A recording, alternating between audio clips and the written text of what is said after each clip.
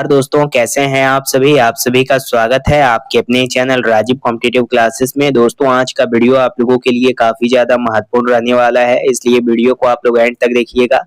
आज के इस वीडियो में हम स्पेशली बात करने वाले हैं सभी शिक्षकों के बारे में जो यहाँ पे बीपीएससी वाले शिक्षक हैं जो साल 2023 से बहाल हुए हैं, टीआरई 1, टीआरई 2, टीआरई 3 वाले।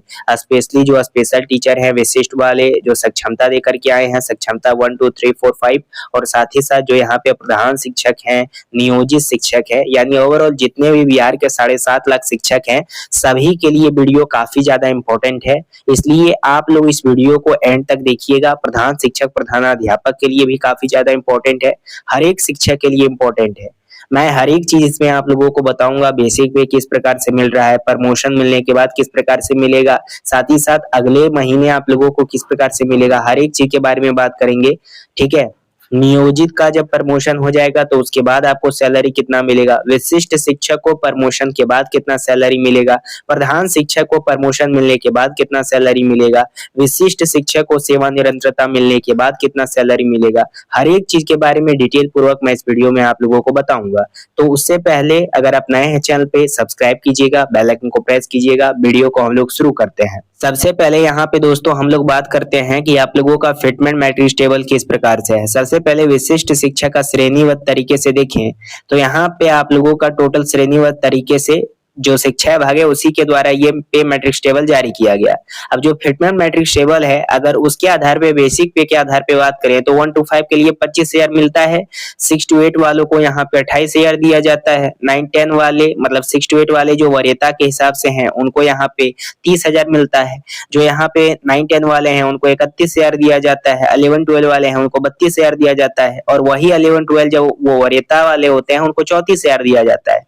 लेकिन यहाँ पे बात निकल के आती है कि भाई ये सब तो हम लोग देख ही चुके हैं कि हमारा मूल वेतन बेसिक पे अभी तक हमको इस प्रकार से मिलते आया है। इसी में डीए कैलकुलेट होता है, एचआरए कैलकुलेट होता है, मेडिकल होता है, उसके बाद एनपीएस ईपीएफ कटौती होता है, उसके बाद टोटल सैलरी जोड़ जाड़ के बैंक अकाउंट में आता है और आधा जमा ही हो जाता है। लेकिन जो यहाँ पे सरकार के द्वारा, जो यहाँ पे शिक्षा विभाग के द्वारा प्रोपेगेंडा चलाया गया है प्रमोशन वाला कि प्रमोशन हम देंगे, किनको किनको देंगे भाई, जो यहाँ पे विशिष्ट वाले हैं उनको देंगे, नियोजित वाले हैं उनको देंगे, प्रधान वाले हैं उनको देंगे, बीपीएससी वाले हैं उनको देंगे। तो सभी 7.5 लाख शिक्षक को प्रमोशन दे करके जब उन लोगों का मूल वेतन में वृद्धि कीजिएगा तब उन लोगों का मूल वेतन क्या होगा, और उसके साथ जब मूल वेतन मिलेगा तब उनका प्रमोशन के हिसाब से किस प्रकार से सैलरी बनेगा इसके बारे में बात करेंगे। क्योंकि अभी तो 7 पे कमीशन मिलना नामुमकिन है, क्योंकि कई सारा आप लोगों का केस पेंडिंग है और उसका सुनवाई अगले सप्ताह होगा, जैसा कि आप लोगों को पहले से पता है। देखें, जो नियोजित शिक्षक साल 2003 से 2005 तक बहाल हैं, आप लोगों का मूल वेतन 1/1/2026 में 32,290 है।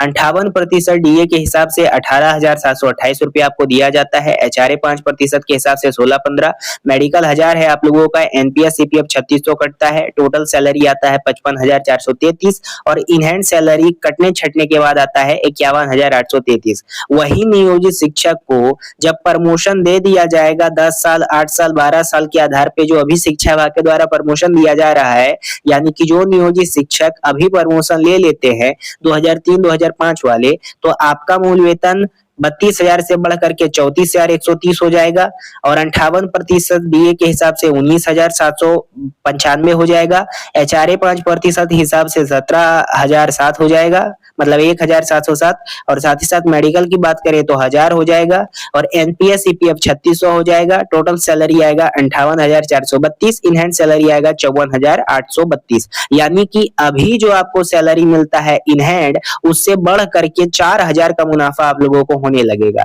आई बात समझ में, इसलिए प्रमोशन लेना जरूरी है। वहीं अगर विशिष्ट वालों की बात करें, सबका मैं एक एक तरीके से बताऊंगा ताकि अच्छे तरीके से समझ में आ जाए, क्योंकि विशिष्ट वाले भी पहले नियोजित ही थे, तो आपने जब सक्षमता दे करके विशिष्ट बन गए तब आपको क्या फायदा हो रहा है वो आप जान सके। उसी प्रकार से प्रधान की बात करेंगे, बीपीएससी वालों की भी बात करेंगे। तो साल 2003 से 2005 तक जो बहाल है विशिष्ट वाले, आपका यहाँ पे देख सकते हैं मूल वेतन आपका डीए देख सकते हैं, एचआरए देख सकते हैं, मेडिकल देख सकते हैं, ईवीएफ देख सकते हैं, टोटल सैलरी देख सकते हैं। विशिष्ट वालों को अभी सैलरी मिलता है 38,987। इंडेक्स अपना अपना देख लीजिएगा। अब जब आपको प्रमोशन मिल जाएगा 2003-2005 वाले, तो विशिष्ट वालों का 36,530 हो जाएगा।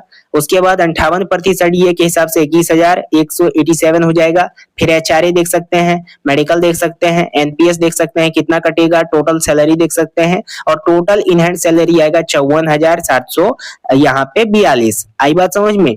यानी कि यहाँ पे अगर हमको देखने को मिलता है तो नियोजित वालों का ज्यादा सैलरी है एज कंपेयर टू विशिष्ट शिक्षक प्रमोशन मिलने के बाद। और सेवा निरंतरता जब विशिष्ट वालों को मिल जाता है तब आपका सैलरी ज्यादा हो जाता है। किससे? नियोजित वालों से। और दोनों का इंडेक्स भी आप लोग देख सकते हैं। यानी फायदा किसको हो रहा है? विशिष्ट वालों को। अब यहाँ पे हम लोग बात करते हैं वैसे शिक्षक की जो साल 2006 से 2007 तक बहाल है, नियोजित शिक्षक। अब आपका इस प्रकार से मेडिकल बनता है, डीए बनता है, एचआरए बनता है, एनपीएस ईपीएफ कटता है, टोटल सैलरी आता है, इन हैंड सैलरी अभी आपको 50,287।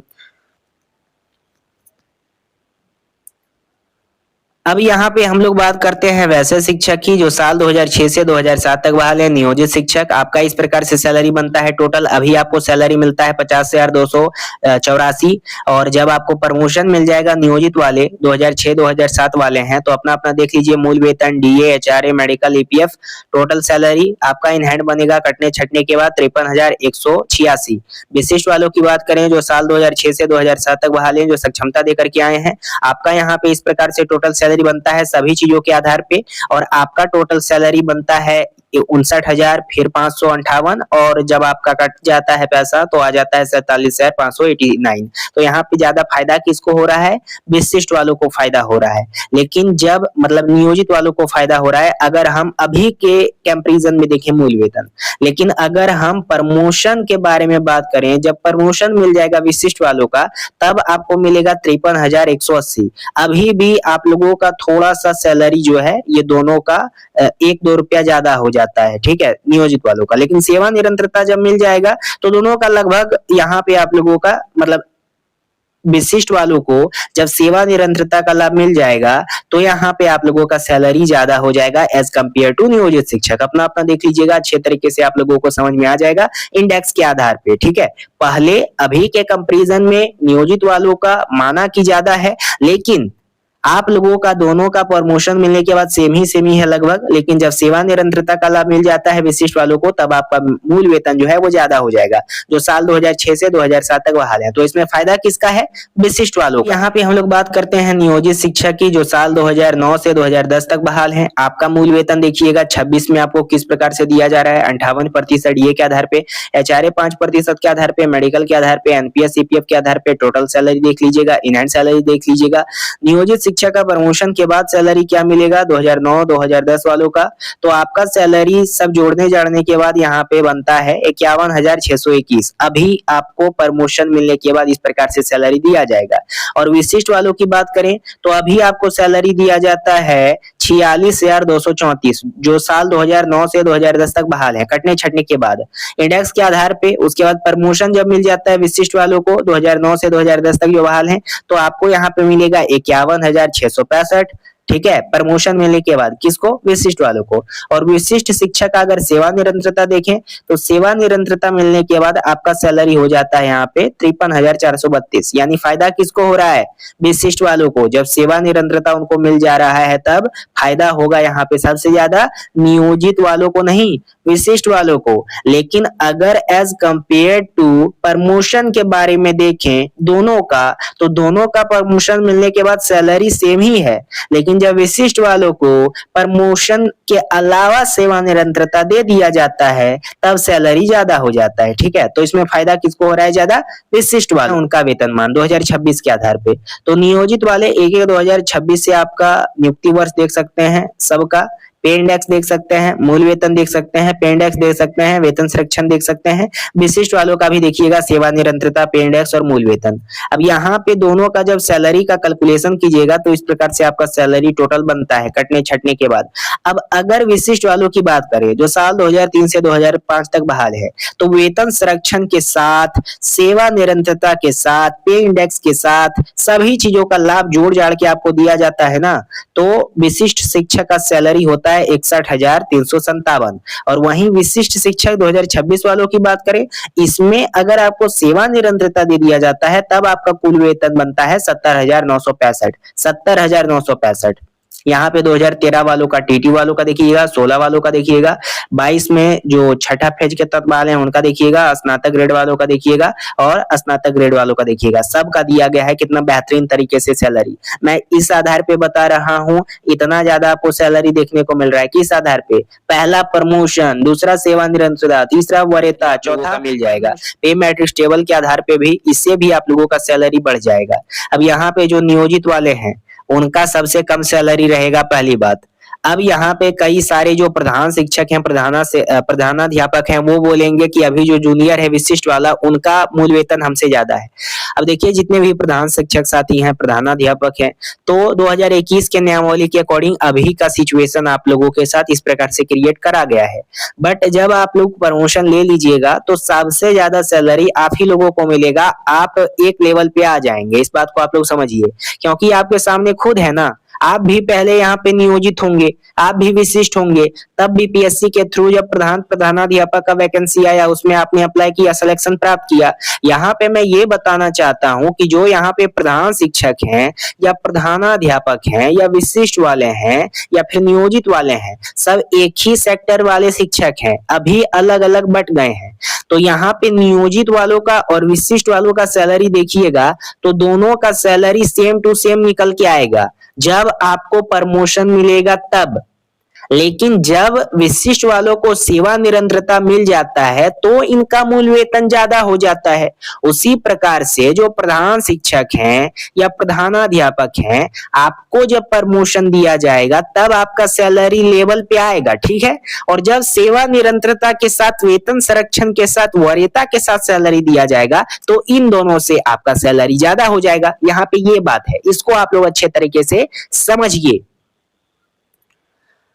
अब यहाँ पे, यहाँ तक आप लोगों को ये बात समझ में आ गया है कि किनको किनको प्रमोशन मिलेगा, किनको किनको नहीं। पहले ही बता चुका हूँ, 8 साल 10 साल का प्रमोशन का क्राइटेरिया दिया गया है। कई सारा जिला में प्रमोशन स्टार्ट हो गया है। कई सारे जो शिक्षक साथी थे वो कमेंट के माध्यम से पूछ रहे थे कि सर प्रमोशन के बारे में स्पेशली वीडियो बनाइए, टोटल कंफ्यूजन दूर कीजिए कि किसका किसका कितना सैलरी हो जाएगा।